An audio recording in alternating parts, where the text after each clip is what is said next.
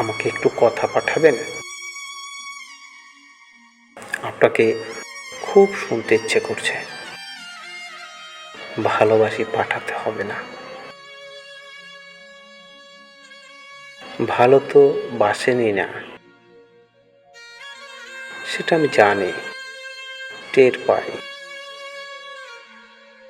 ভালো যে বাসেন না, সেটাই বলে পাঠান। আমাকে অপছন্দ আপনার, এইটুকু বলে পাঠান। তবুও একটু কথা পাঠান প্লিজ। আমার না আপনাকে খুব শুনতে ইচ্ছে করছে। খুব মানে খুব, বিষমের মতো।